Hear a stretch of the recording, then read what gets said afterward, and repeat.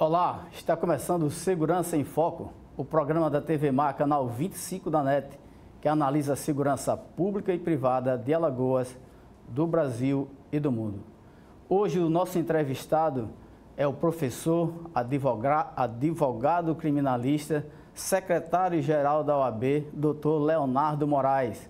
Com ele, teremos uma verdadeira aula do que é o pacote anticrime, as medidas que foram idealizadas pelo então ministro Alexandre Moraes e também com a colaboração mais recente do ministro da Justiça Sérgio Moro. São medidas que impactam na vida dos operadores do direito e na vida do cidadão como você que nos assiste. Não saia daí, porque o Segurança em Foco já está no ar.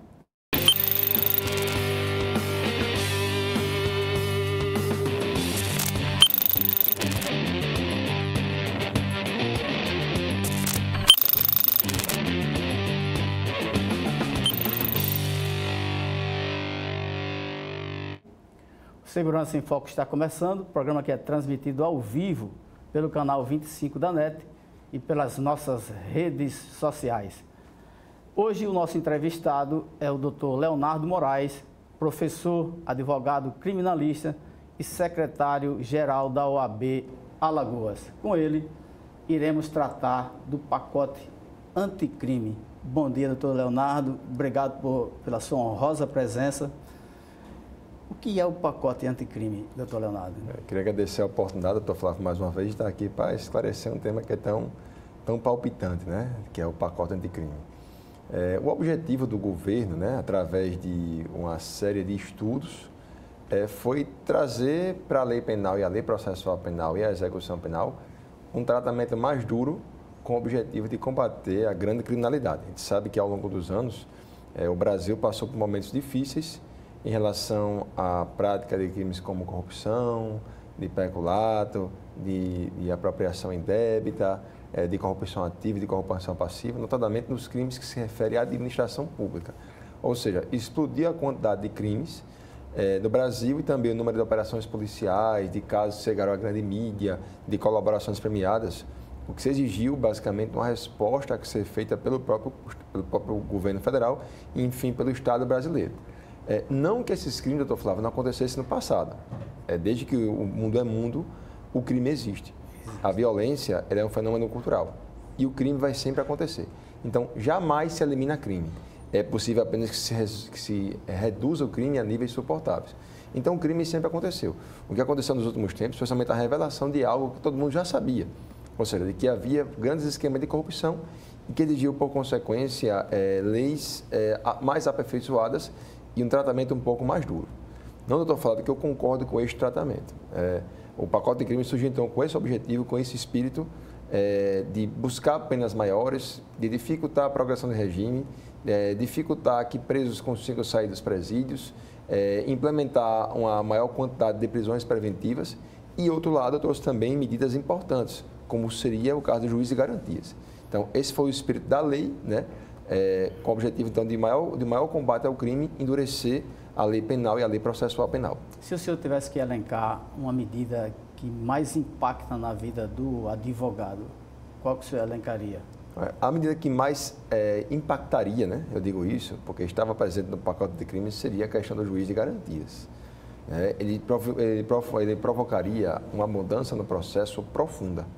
Então, a gente teria finalmente um sistema acusatório implementado no nosso país, já que do ponto de vista fático, não há dúvida de que no Brasil o sistema ele não é acusatório, mas sim um sistema inquisitório, um sistema inquisitivo.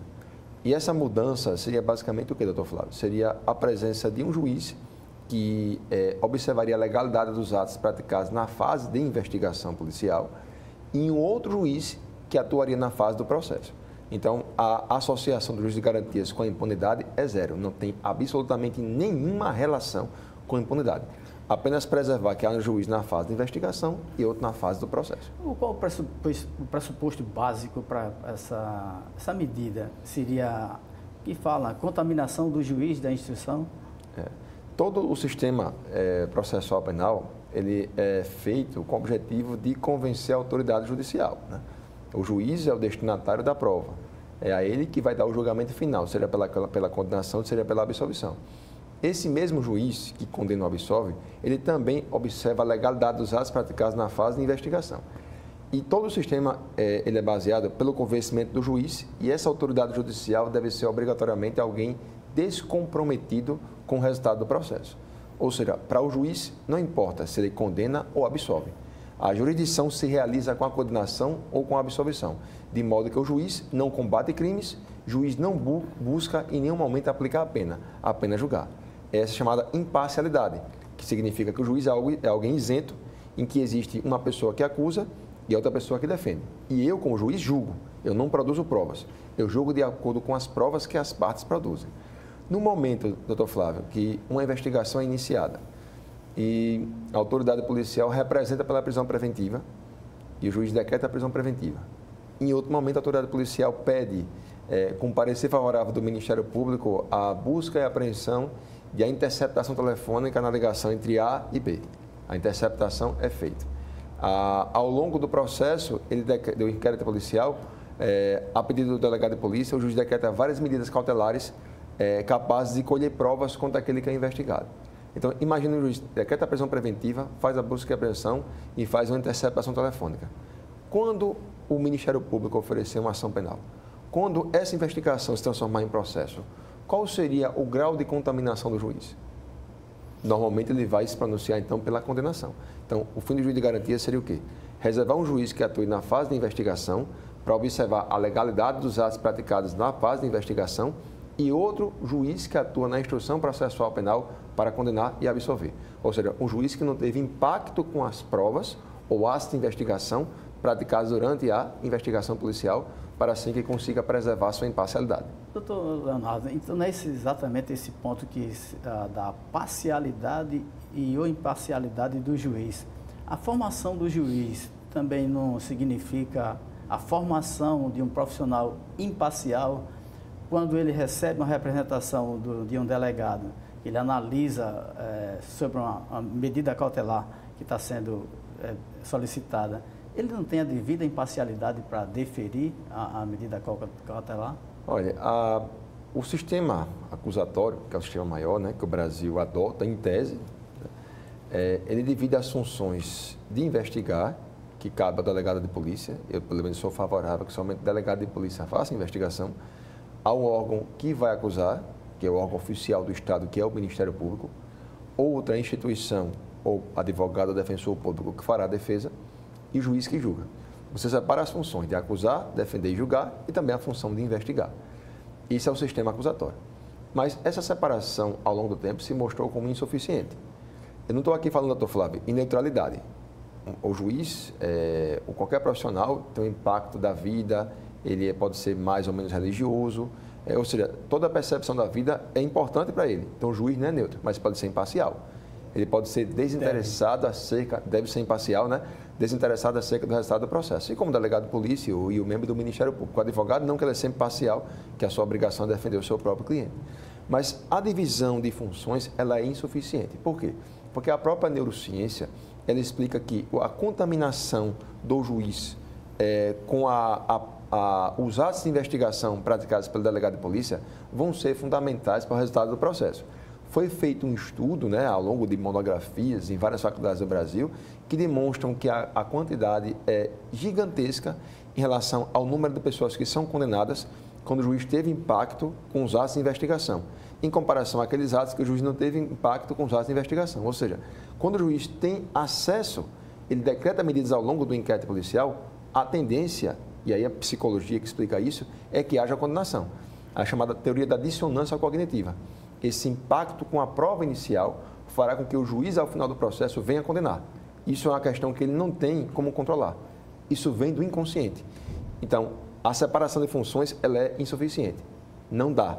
A psicologia explica que o contato com a prova faz sim que o juiz tenha uma tendência de condenar. E se o juiz tem essa tendência, significa que ele é um juiz parcial, perde, portanto, o coração da justiça, que é a sua imparcialidade. O possível desconhecimento do juiz da garantia, a possível não inteireza do total conteúdo da investigação, não poderia também provocar prejuízos a essa definição dele? A Europa inteira, né, já aplica o juiz de garantias há mais de 60 anos. Portanto, a Itália quanto Portugal já aplicam o juiz de garantias. E foi feito um estudo no Brasil para descobrir que o Brasil tem um sistema processual penal que é primitivo. Por quê? Um bom juiz é aquele que menos conhece os atos de investigação. Quando a gente faz uma comparação e observa em filmes, né, você percebe que existe a investigação que é feita. Normalmente, o membro do Ministério Público ele não é um membro de carreira, ele não é aprovado em um concurso público, ele é submetido a escritórios de advocacia que são credenciados e lá existe um processo eleitoral para escolher um advogado que vai atuar como membro do Ministério Público. Modelo americano. Isso, modelo americano, que também acontece no Chile, por exemplo. E existem escritórios que são credenciados para trabalhar também como defensores públicos. Então, não há carreira de defensor público ou promotor de justiça concursado. Existe uma carreira que são escritórios que são credenciados para atividade de promotor ou defensoria pública. Quando você observa, então, nesses filmes, vocês percebem que o tribunal é todo um ritual, né?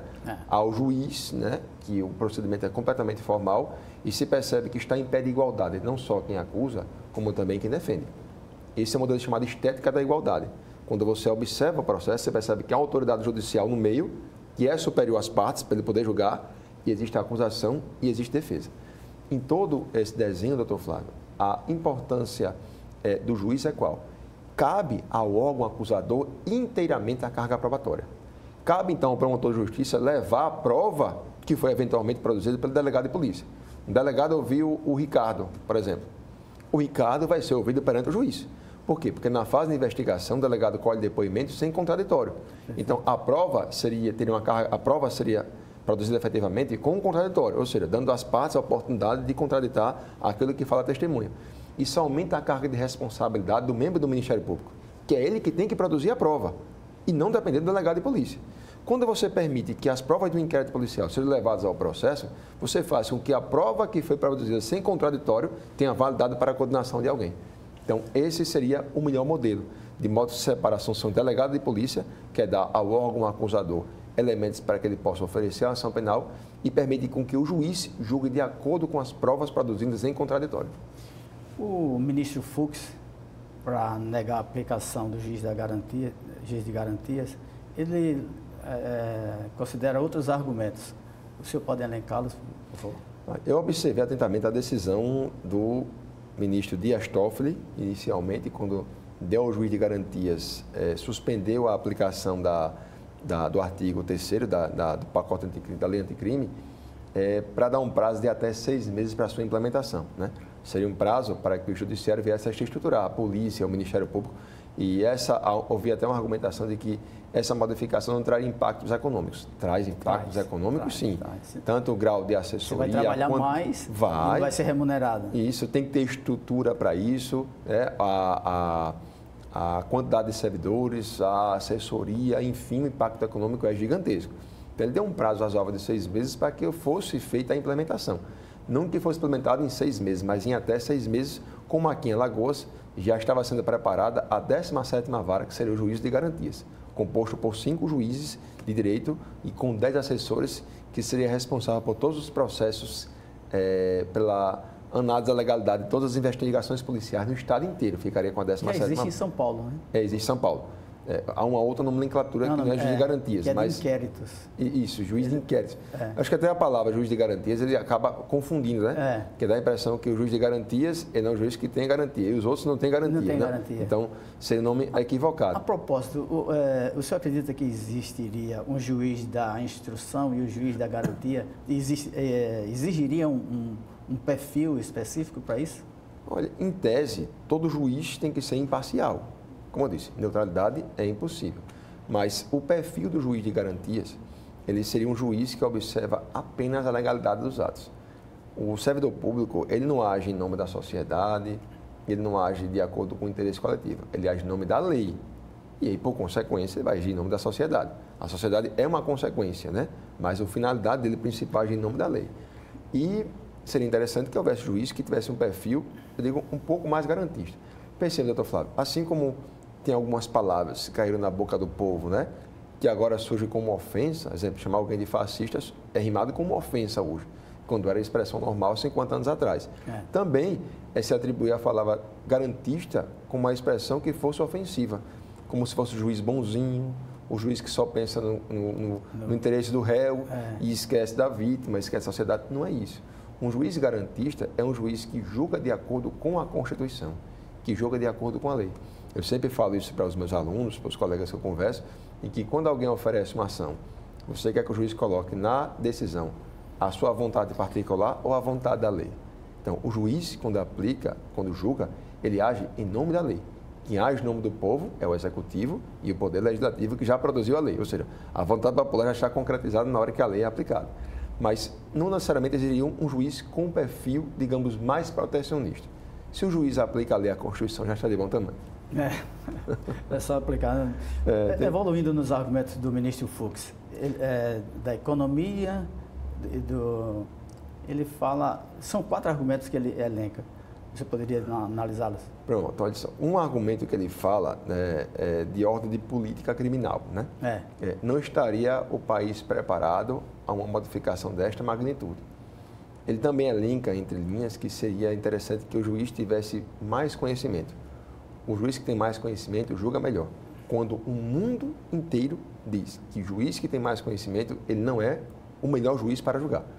O juiz melhor para julgar é aquele que observa a prova produzida pelo Ministério Público no momento da audiência e durante a instrução processual penal, não que tenha conhecimento dos atos de investigação. Então, é um dos argumentos que se refere à questão de política criminal. O segundo argumento é um argumento de ordem econômica. Esse eu concordo. Apesar das falas de muitos colegas advogados, membros do Ministério Público, para dizer que não há impacto econômico, e aí deram o seguinte exemplo. Vamos aqui imaginar o juiz de Murici com o juiz de Messias. Um poderia ser o juiz de instrução e o outro juiz de garantias. Como? As investigações que corressem no município de Messias, por exemplo, seriam a análise da legalidade dos atos seria feita pelo juiz de Murici. E as investigações feitas em Murici, os atos da investigação seriam observados pelo juiz de Messias. Ou seja, ele fazia um cruzamento entre municípios que moram próximos, alegando que essa modificação não levaria a impactos financeiros e econômicos. Leva e muito. A modificação ela é importante. Eu sou advogado e fico extremamente feliz em observar um horizonte para um sistema efetivamente acusatório, em que o juiz não se mete na atividade das partes. Mas há um tempo para isso. É preciso que estabeleça um tempo para que o judiciário venha se estruturar, que é a polícia também. As audiências de custódia devem acontecer no prazo de 24 horas. E a pena para não ser feita audiência de custódia será a liberação de alguém que foi preso em flagrante, enfim, que teve a prisão preventiva decretada. Isso gera impacto.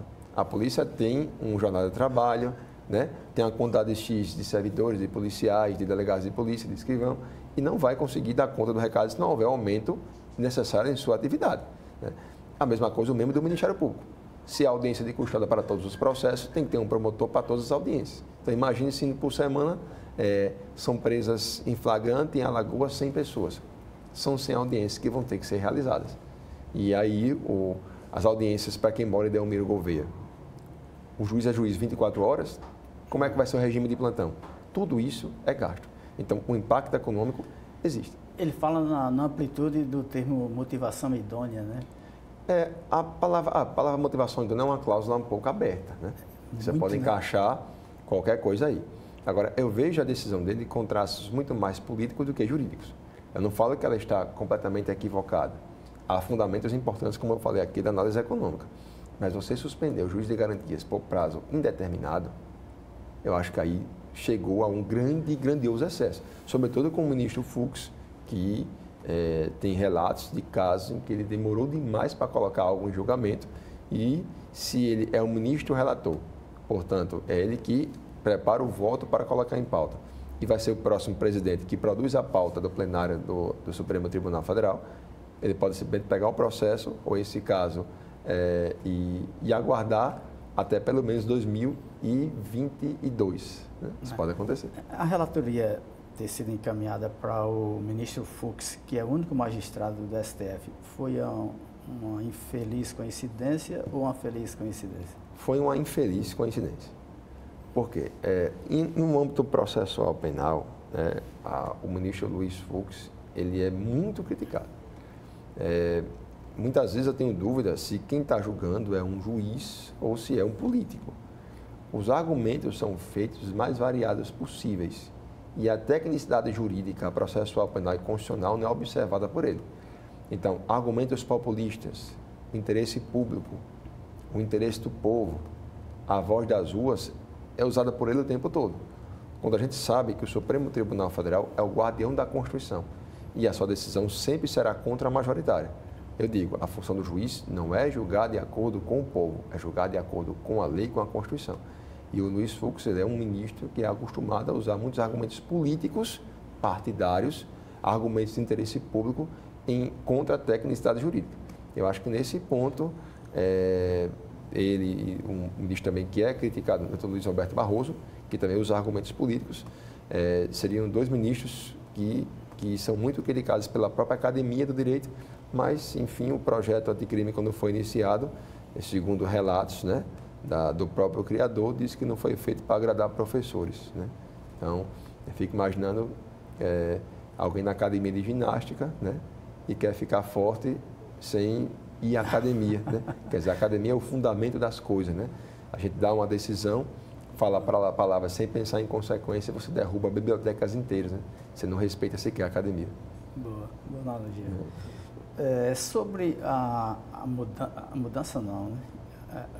A decisão do Fux sobre o arquivamento dos inquéritos pelo MP. Qual a sua análise sobre isso? Olha, a questão é o seguinte, né?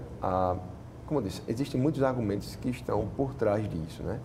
As associações que envolvem os magistrados, etc., eles ingressaram com ação para declarar inconstitucional o juízo de garantias, né? Doutor Lando, só para lhe interromper e para o senhor ser mais didático assim, aproveitar essa oportunidade para o senhor clarear mais isso. Como era feito antes e o que propõe o pacote anticrime com relação ao arquivamento dos inquéritos? Antigamente, a regra era o seguinte, que foi também suspensa, a questão do arquivamento, né? Era o seguinte, né? Quando o delegado de polícia, um crime acontece aqui na Avenida Amélia Rosa, né? Aí a polícia militar é chamada e a polícia civil também consegue capturar a pessoa que é levada à central de flagrantes. Daquele momento em diante vai ser iniciada uma investigação policial, né? Digamos que a pessoa que foi presa, ela foi presa de forma equivocada, ela foi confundida com outra pessoa, que acontece, né? Acontece. Todo mundo pode errar, qualquer pessoa, né? Essa pessoa então é liberada e a polícia então começa a investigar. Só que existe algumas dúvidas, né? As testemunhas que foram ouvidas não são firmes, outras disseram que ouviram dizer, mas não tem certeza, não há testemunhas presenciais, naquele local não há câmeras, enfim, a investigação tentou avançar, né? E não conseguiu elementos que possam dar uma certa convicção do delegado de polícia. E aí o delegado de polícia, por exemplo, ele entrega os autos da investigação então ao Ministério Público. E o Ministério Público percebe que não há elementos para que ele possa oferecer a ação penal. Então, ele tem três caminhos. Ele pode ou pedir o arquivamento do inquérito policial, ou ele pode determinar que o processo volte ao delegado de polícia para novas investigações, ou ele pode, então, oferecer a denúncia. Digamos que, naquele caso, o inquérito foi inconclusivo e ele peça, então, o arquivamento do inquérito policial. Quando o inquérito policial chega para a autoridade judicial, ela tem um caminho. Ou ela concorda com o delegado de polícia e arquiva o inquérito policial, ou ela discorda do delegado de polícia sobre o arquivamento e pega esse inquérito policial e manda para o chefe do Ministério Público, Dr. Alfredo Gaspar de Mendonça, que é aqui em Alagoas, para que ele tome uma decisão, se quer oferecer uma ação ou não. Então, enfim, o delegado de polícia, ele não conseguia sozinho arquivar o inquérito policial. Ele pode acabar a investigação, mas passa necessariamente pela concordância do Ministério Público e pela homologação do juiz. Essa é a regra que ainda se encontra em vigor. A próxima regra do pacote de crime seria um pouco diferenciada, né? A análise acerca desse arquivamento do inquérito policial, ela não caberia apenas a esses três entes, né? Ela caberia basicamente somente centrada à figura do promotor de justiça. É ele que define se vai arquivar ou não vai arquivar. Quando você permite que o juiz, ele de alguma forma se intrometa em um ato de investigação, é como se ele descesse da função de julgador para a função de acusador ou de investigador. Essa seria a principal diferença. Obrigatoriamente teria que remeter ao Procurador-Geral. Isso. Aí ficaria então. Mas a palavra final ficaria sempre com o Ministério Público e não com a autoridade judicial. Mas o que o ministro Fux ele argumenta é que seria uma carga de trabalho monumental para o procurador-geral. Mas como eu disse, há uma separação entre funções. Quando você atribui essa carga ao chefe do Ministério Público, você coloca a argumentação na casa adequada, né? É o local adequado, é o local que tem atribuições para essa finalidade, que cabe ao Procurador-Geral. Agora, se há uma questão de estrutura também que é necessária, você pode implementar dando tempo para isso, para que o Ministério Público venha se preparar para essa elevada carga de trabalho, né? Mas você não pode simplesmente suspender uma regra que é importante, né? Que é constitucional, que consagra o sistema acusatório simplesmente dando um prazo indeterminado que ninguém sabe quando vai ser implementado. Vamos evoluir aqui, ponto a ponto. Quais são as mudanças verificadas na Lei de Execução Penal, doutor? A LEP, ela trouxe modificações que são importantes em relação, sobretudo, à progressão do regime. Existem, claro, regras que eram aplicadas no passado. Por exemplo, se eu sou um criminoso que comete um crime de furto qualificado, né? E o juiz aplicou a mim uma pena de 6 anos, por exemplo. Em regra, para que eu consiga a progressão do regime, era assim antes, eu tenho que cumprir 1/6 da pena. Então, se a pena aplicada foi de 6 anos, eu cumpri 1 ano de pena e consegui a progressão do regime. Perceba, eu não estou dizendo que a pena vai ser extinta. Eu falei que há uma progressão do regime, por quê? Porque o Brasil tem um sistema progressivo. A pessoa que comete um crime e é responsabilizada ao fim do processo, ele pode ter contra si uma pena. E ele pode começar em regime fechado, após o tempo vai para o regime semiaberto e depois para o regime, então, aberto, né? Se ele começa em regime fechado, para o aberto eu tenho que cumprir, semiaberto, cumprir 1/6. E depois mais 1/6 da pena. E agora teve uma leve modificação. Em que sentido, né? A progressão do regime, ela não satisfaz 1/6 da pena. O prazo aí foi, então, alargado, que pode variar entre 16% até 70% da pena. Então, alguém que é acusado da prática, por exemplo, de um crime de furto, ele vai conseguir a progressão do regime não com 1/6, mas sim com 25% da pena. Então, se a pena aplicada, por exemplo, é de 6 anos, ele conseguiria a progressão não com 1 ano, mas sim com 1 ano e meio. Então, houve um acréscimo do percentual para que a progressão tornasse um pouco mais complicada, um pouco mais difícil. Nos crimes com violência ou grave ameaça? Isso. Aí existe um percentual aqui diferente. O percentual aqui, para essa progressão, ele acontece com 30% da pena. Então, por exemplo, né, o crime de roubo. A gente sempre confunde furto com roubo. Né? O furto seria a mera subtração. O doutor Flávio saiu, deixou a carteira na cadeira, peguei sua carteira e levei. Isso é um furto. Quando eu falo em roubo, há um pressuposto de uma violência ou grave ameaça à pessoa. Então, por exemplo, eu lhe agrido fisicamente, levo sua carteira, é roubo. Ou então pego uma arma de fogo, um pedaço de pau, lhe ameaço e levo, né, o seu bem. Então, se há violência ou grave ameaça à pessoa, então seria um crime de roubo. Então, qual era a regra anterior? Digamos que, após todo o processo penal, o juiz aplica uma pena a mim de 9 anos. 9 anos de pena para o crime de roubo, a progressão aconteceria em 1/6 da pena.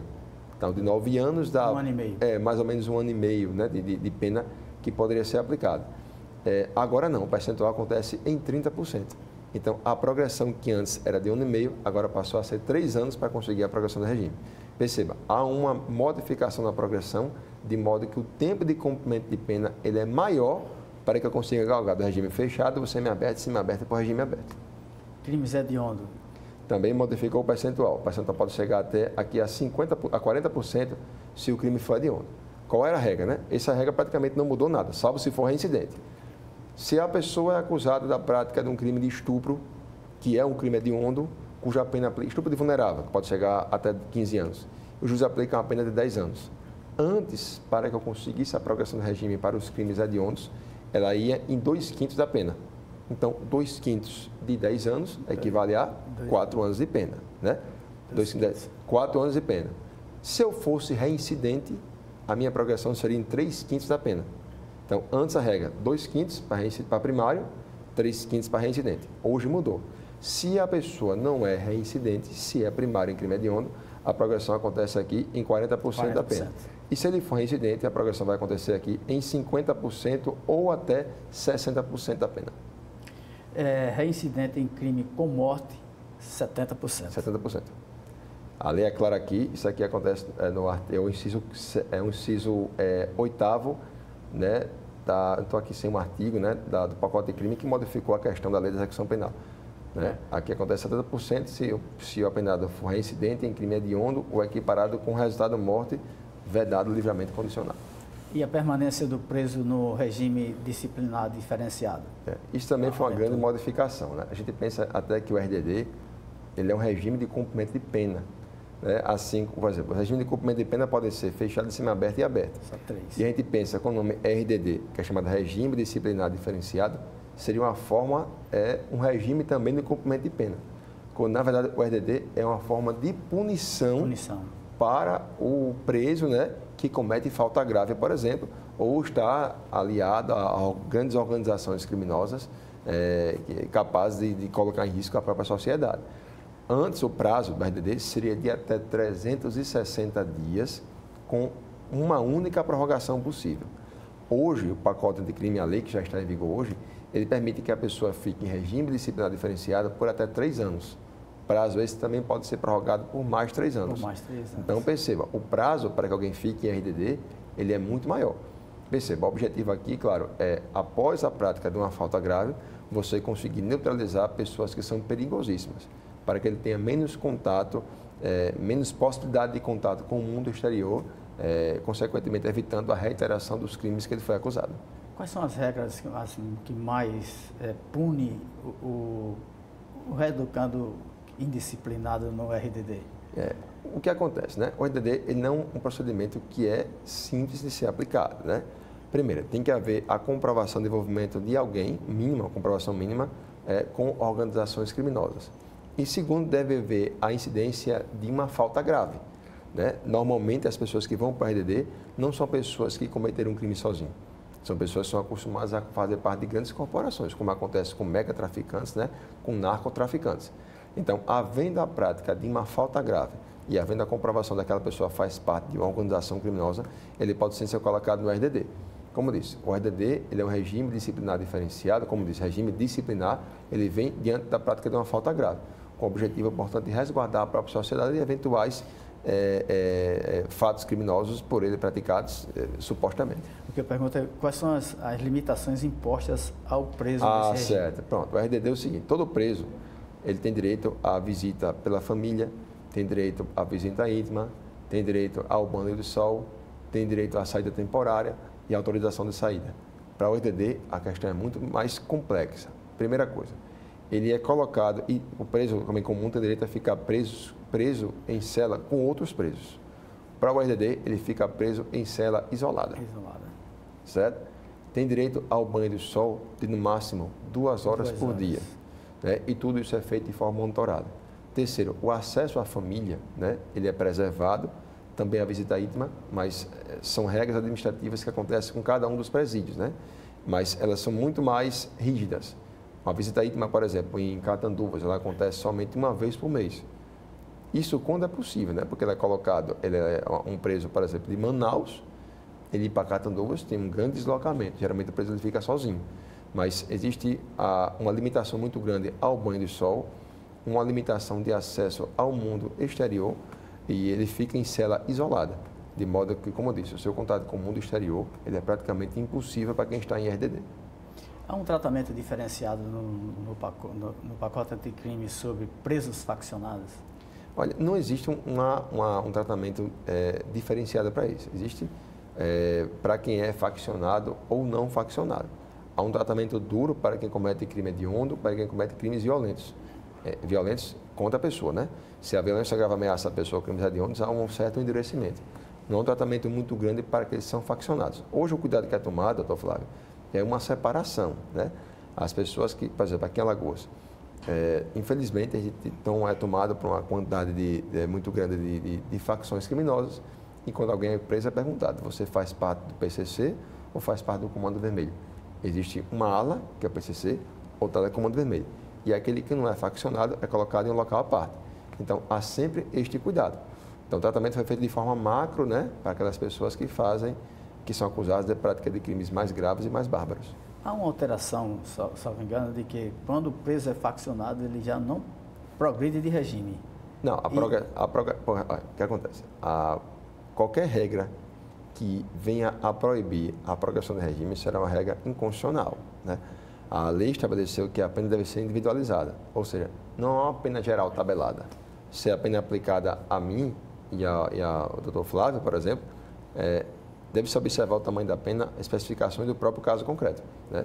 As penas que podem ser aplicadas ao doutor Flávio são uma, para mim é outra. A vedação, pelo fato de ser faccionado a uma progressão do regime, é absolutamente inconstitucional. Certamente não vai passar. Mas isso foi uma proposta do pacote de crime. O que acontece? Aprovada? Não, essa proposta não foi aprovada. A questão dos presos que são faccionados, essa proposta não foi efetivamente aprovada. Agora, como eu disse, isso pode voltar. Eu vi entrevista do ministro Sérgio Moro para dizer que aquelas regras que não foram aprovadas, elas teriam possibilidade de voltar, portanto, em outro momento. Ou seja, aquelas regras que não foram aprovadas pelo Congresso Nacional em 2019, vai haver uma tentativa para um novo projeto para ser aprovado em 2020. Mas não foi passada. Caso passe, será uma regra flagrantemente inconstitucional. Doutor Leonardo, a propósito do Sérgio Moro, ministro Sérgio Moro, a proposta dos secretários de segurança dos estados do Brasil, propondo a recriação do Ministério da Segurança Pública, isso seria um esvaziamento da pasta do Ministério da Justiça, um esvaziamento da poder, perda de poder do ministro Sérgio Moro? E ainda sintetizando, o ministro Moro estaria sendo fritado pelo presidente? O que é que eu vejo hoje? Né? É mais ou menos um governo que ele é refém de algumas pessoas. Né? Certo? O governo ele foi eleito democraticamente, né? Com poucos gastos de campanha, todo mundo sabe disso. E é o presidente do Brasil, quer alguns queiram ou não queiram. Né? Eu vejo uma dependência muito grande de Sérgio Moro. Né? O fato de chegar a trazer um ministério que possa enfraquecer a figura dele, que seria um candidato muito forte para a eleição de 2022, gera um certo rompimento, né? E esse rompimento entre eles gera um enfraquecimento do próprio governo. O presidente da República tem uma aprovação que é baixa, né? É relativamente baixa, de cerca de 30%. O ministro da Justiça tem uma aprovação de mais de 50%. Significa que ele tem um ministro que cuida de uma única pasta, que é mais forte que o próprio presidente, que é responsável pela pasta do Brasil todo. Ele é refém. Eu sempre sou, doutor Flávio, a proposta de você conseguir fracionar para otimizar. Se você concentra poder, geralmente isso não dá certo. Se você tivesse uma delegacia de polícia, por exemplo, geral, que cuidasse de todos os crimes que envolvem crimes cibernéticos, crimes contra a criança, crimes contra a mulher, violência doméstica familiar contra a mulher, crimes violentos, crimes fiscais, isso ficasse a cargo de uma única autoridade, perceba que ele sozinho ia mexer com várias matérias diferentes. Então, quando você separa, você consegue otimizar. Quando você concentra, geralmente não dá certo. Doutor Leonardo, houve alguma mudança também sobre as saídas temporárias e indultos com esse pacote de crime? Isso. Houve modificações que são substanciais. Por exemplo, em relação à saída temporária, ele não terá direito a mais a saída temporária quem praticar crime hediondo ou qualquer crime que venha trazer resultado morto. Perceba, a saída temporária é um direito de qualquer pessoa. Eu vou dar um exemplo. A pessoa, ao final do ano, né, ele tem direito, então, a saídas para que possa cuidar, acompanhar a sua família, né, para que possa ir no aniversário do seu pai. De ressocialização. Isso, para contribuir ao seu fim, com um processo de ressocialização, não um processo de impunidade.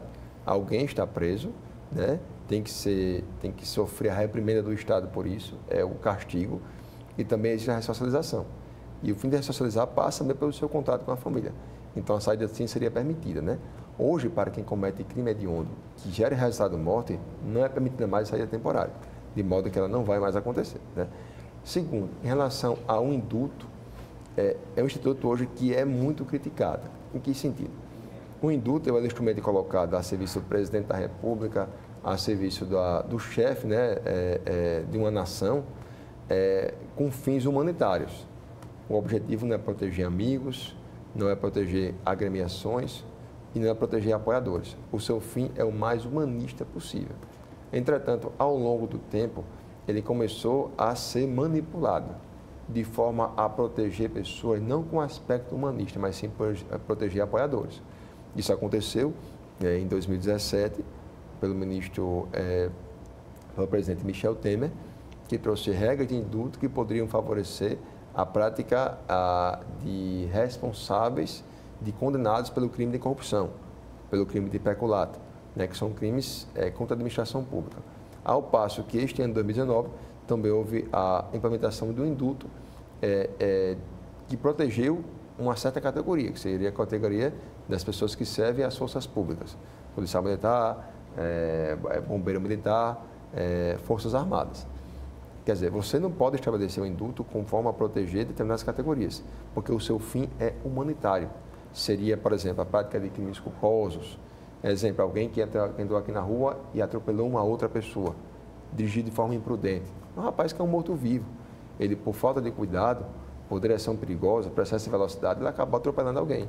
Então, você pode absolver aquela pessoa, no final, com fins humanitários. Perceba, não é alguém que dolosamente mata alguém, mas alguém que praticou um fato desse, que é muito grande e merecia, portanto, um perdão do Estado após o cumprimento de parte da pena. Isso teria condições objetivas gerais, não é uma coisa, você define uma condição, mas na realidade você está direcionando para determinado grupo de presos e ou beneficiários. Isso, aí você acaba estragando o benefício. Perceba, esses últimos 2 indultos, foram 3 indultos, eles foram objeto de ações diretas de inconstitucionalidade no Supremo Tribunal Federal.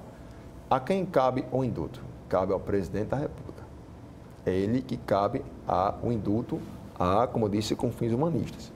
Quando ele foi usado de abuso para proteger categorias, para proteger apoiadores, para se consagrar apoios políticos, você começou a manipular o Instituto de modo que ele, de um instrumento de fins humanitários, tornou-se um instrumento de barganha política. Né? Se você consagra com indulto uma categoria que ele apoiou, você pode mandar aquele grupo para lhe apoiar amanhã também. Então, você esquece o fim humanista, esquece a Constituição e pensa somente em política partidária. Esse é o problema do tão criticado indulto praticado nos últimos anos. Mas, como eu disse, o Instituto ele é algo que é aplicado no mundo inteiro, mas no Brasil foi manipulado.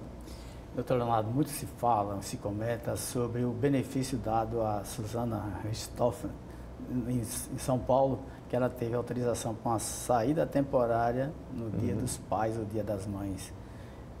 E as pessoas veem com esse pacote anticrime, agora a Suzana não vai sair mais, não vai ter mais direito. Essa nova lei atinge ela? Não atinge. Por quê? Essa lei, no aspecto de cumprimento da pena, no aspecto de autorização de saída temporária, é uma lei que tem natureza penal. A gente sabe que na regra do direito penal, a nova lei que prejudica o réu, ela não é aplicada a fatos que aconteceram antes que a lei entrasse em vigor. A lei nova, ela entrou em vigor no dia 23 de janeiro deste ano, de 2020. E qualquer fato praticado antes dessa data não terá a sua incidência. Salvo, claro, né? É uma questão técnica, mas vou tentar explicar. Quando há uma lei de natureza penal, né, que leva a cumprimento da pena, que leva a prazos do processo, no caso, prazos prescricionais, decadenciais, é uma lei penal que não vai ser aplicada a fatos que aconteceram antes da sua vigência. Mas as regras processuais penais, aí sim podem ser aplicadas de forma imediata. Ou seja, há uma regra que se aplica ao direito penal e outra ao processo penal. O caso da Suzana, ela também me faz lembrar o caso do goleiro Bruno. Né? Certo. Que ele está cumprindo pena, né? De alguma forma confessou a prática do fato que ele fez. A Suzana também é um fato que ficou comprovado, né? Segundo disse a imprensa, né? Segundo todos os órgãos de imprensa. Mas é um direito, né? A gente tem que ter um sentimento mais de humanidade entre a gente. Claro, ninguém gosta de crimes, todo mundo fica revoltado. Não é imaginador de se matar os próprios pais para pegar a herança. Não é imaginador de alguém que se foi simplesmente porque estava grávida do goleiro, né? Alguém que tinha uma grande carreira, estragou a carreira inteira, né? Se achando que por conta da posição de goleiro de um time de futebol, ele poderia ter o desejo ou o controle sobre a vida de alguém. É algo revoltante. Mas há um tempo de maturação. Ninguém pode ter uma pena eterna. Há um instituto chamado Labeling Approach, né? Ou teoria do etiquetamento, que diz que uma vez criminoso, ele é colocado em um ferro cadente no seu peito, como se fazia anteriormente, né? Contra a dignidade dos próprios animais. Você pegava um ferrão e colocava brasa, né, na pessoa. Ou seja, uma vez criminoso, sempre criminoso, ele não vai ter mais nenhuma oportunidade. Com a Suzana, claro, isso aconteceu. Críticas foram grandes em relação ao momento que ela saiu para visitar sua família e depois voltou para a prisão. Ela cumpriu cada um desses pontos. Com o goleiro Bruno também, ele teve uma liberdade restabelecida. Hoje ele quer voltar, e depois voltou à prisão. Hoje ele quer voltar a trabalhar como goleiro. E qualquer possibilidade mínima do goleiro Bruno ele trabalhar em algum time de futebol significa notas, revoltas, né, em jornais, a premiação de quem não presta. Está também agora acontecendo com aquele goleiro do São Paulo, né, o Jean, que agrediu a esposa quando estava em Orlando, né, foi liberado. Ele iria para um time, esqueci o time, Atlético Goianiense, pronto. E aí o pessoal já caiu em cima. Isso mostra, doutor Flávio, um sentimento, acho que uma doença social. Eu lembro também de um caso, só uma comparação, do Neymar. O Neymar foi acusado da prática de um crime de estupro, né? Cujas provas que a própria suposta vítima levou foram importantes para o próprio Neymar. E ficou comprovado de que alguém efetivamente queria brincar, porque ela não foi estuprada, conforme se observa as mensagens, as fotos mandadas, as fotos íntimas, etc. E sempre que ela dizia que a prova estava em um instrumento, que seria o tablet, ele foi roubado. Eita, a casa, de madrugada, ela foi objeto de furto. E não tinha uma só câmera para dizer que foi furtado. E o próprio condomínio disse, por nota, que não houve nenhum crime naquele condomínio. Mas por que eu digo isso? O Neymar, ele escolheu como advogado uma mulher. A mulher que é feminista, que foi defender um cara cujo ato era de investigação, que vigora a presunção de inocência, e ela foi taxada como alguém que defende estuprador. Ou seja, é alguém que atua contra as mulheres. E ela, para atuar pelo Neymar, ela foi expulsa de uma associação, de uma agremiação que ela falava que defendia feministas. Perceba, eu também comentei esse fato recentemente, que a gente manipula a presunção de inocência. Nós somos humanitários, nós somos respeitadores da presunção de inocência, mas quando é contra nossos interesses, nós somos acusadores implacáveis. E quando há o resultado, as pessoas também não dizem assim, vai para as redes sociais dizer, erramos, nós condenamos o Neymar precipitadamente, quando ele não tinha praticado crime nenhum, isso não ocorre. Isso não acontece. E essas reações são muito dirigidas ao caso que tem repercussão. Quantos crimes similares ao do goleiro Bruno existem, ao da própria Suzana existe no país e não tem essa repercussão e não tem essa motivação, né, esse ativismo para condenação e gerar conceitos de punição? Eu tenho um conceito, assim, uma visão muito crítica em relação às redes sociais. Todo mundo tem, né? WhatsApp, Facebook, Instagram. Eu olho sempre o WhatsApp o tempo todo, conversa, que é até instrumento de trabalho hoje, né? Mas ela trouxe um pensamento da gente muito mais imediatista. A gente não tem mais paciência. Eu estava pensando, vindo para cá, pensando que se o elevador vai chegar, e eu aperto, o elevador está no 5º andar, estou no térreo, até o elevador chegar, eu olho para o celular. Entro no elevador, automaticamente olho no celular. Nem que o andar que eu vá demore 5 segundos. Verdade. Quer dizer, a gente é muito imediatista, a gente não tem mais paciência. Eu acho que é um sintoma que leva a sociedade a ficar um pouco mais adoentada. A gente cobra punições, né? Ninguém estuda mais, né? A gente estuda aí a faculdade do Facebook, né?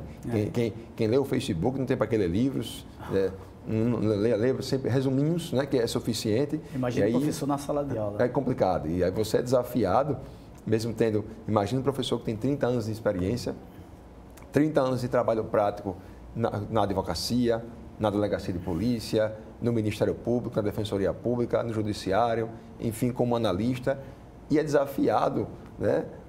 Porque eu vi uma notícia colocada por sites, por fake news, para dizer que não é assim, porque tem que mudar, isso é errado, tem que fazer o que é certo, jogar de acordo com a moral.